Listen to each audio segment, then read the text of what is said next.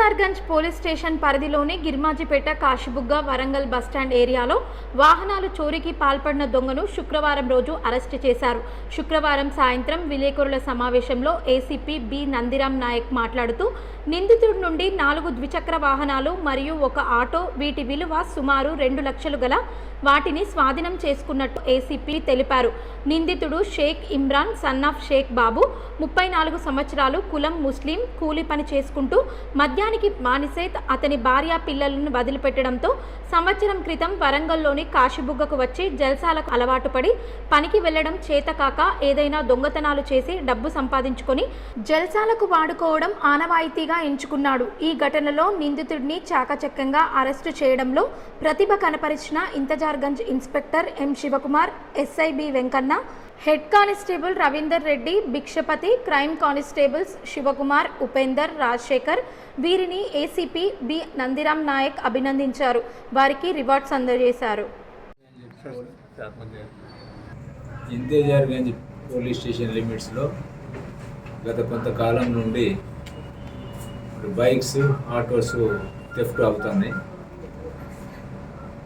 Especially Girimajipet, పోచే Maidan, bus station ఏరియాలలో ఫ్రీక్వెంట్గా bikes దొంగతనాలు అవుతున్నాయి. ఈ దొంగతనాలను పాల్పడుతున్నటువంటి వ్యక్తిని పట్టుకోవాలని చెప్పేసి మా ఇన్స్పెక్టర్ శివకుమార్ ఆధ్వర్యంలో ఒక స్పెషల్ టీంను గౌరవ సిపి గారి ఆధ్వర్యంలో ఫామ్ చేయడం జరిగింది. ఈరోజు బస్ స్టేషన్లో ఒక వ్యక్తి ఒక బైక్ను దొంగతనం చేసి తీసుకొని పోతుండగా మరి పట్టుకోవడం జరిగింది.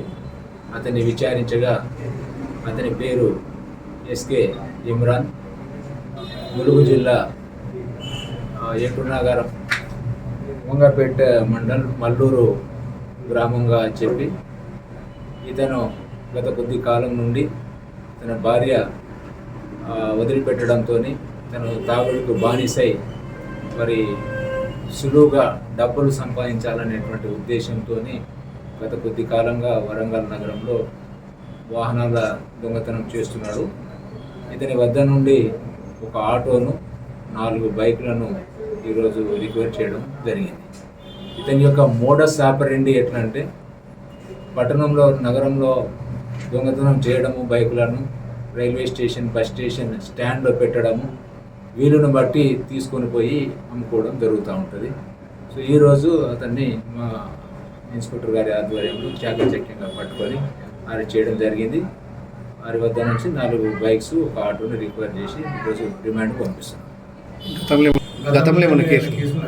లేవు. ఈ మధ్యనే భార్యాభర్తల మధ్య గొడవ రావడము, ఆమె వదిలిపెట్టడం, ఒంటరిగా ఉండడంతో తాగుడికి బానిసై డబ్బుల కోసము, జల్సాల కోసము ఈ దొంగతనాలు పాల్పడుతున్నారు.